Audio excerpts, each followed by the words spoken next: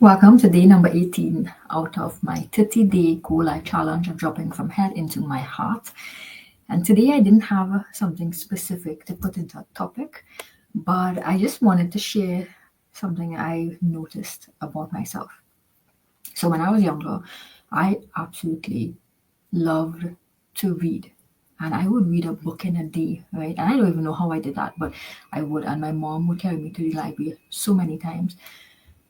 And I actually got my brother and her to take out library cards. So therefore, instead of having 2 books, I had 6 books for the week, things like that, right? I was obsessed with reading. I loved it. It took me into my own little zone, right? So as I got older, I continued to read.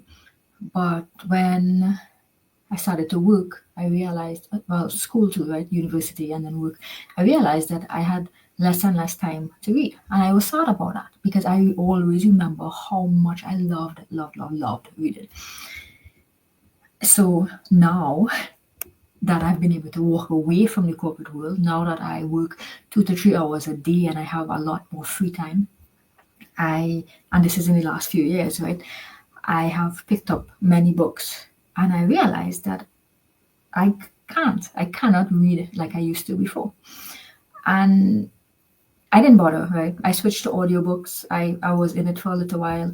And then now I realize I don't even do that.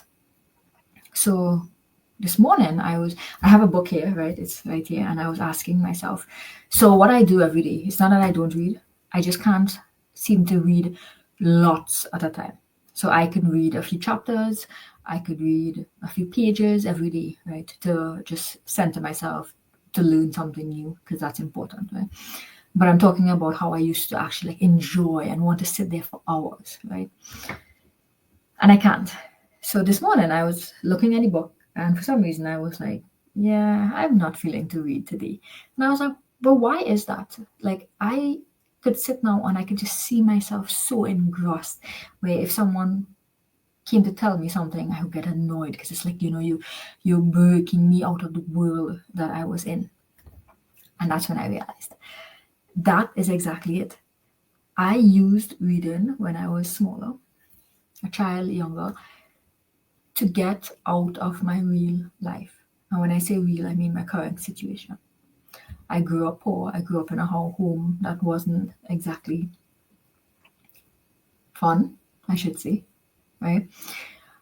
So I used books to allow myself to go into an alternate reality, which is why I would read so much, because the longer I stayed reading, the more I was in that world and not in my current world. So it took me out of it. But here's the thing, something happened when I got older. I left home at 18 and I started to live life more on my own terms.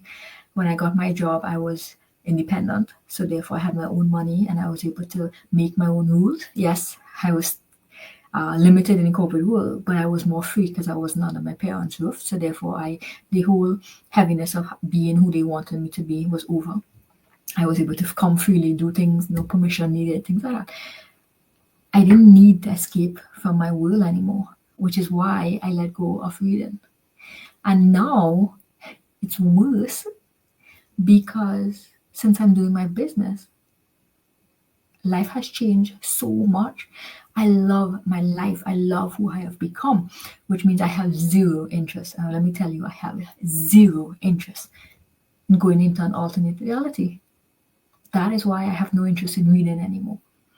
So this morning I was like, that makes sense, because the meaning of reading for me then was completely different. It's something that I needed then. But now, if I bring that same meaning into reading now, I don't need it, which means I wouldn't read. So I have to adjust the meaning of reading for me now. For now, it's going to just be simply learning something new, right? And I'm pretty sure that I'm going to get back in the groove of enjoying reading because I've changed the meaning that I've attached to it.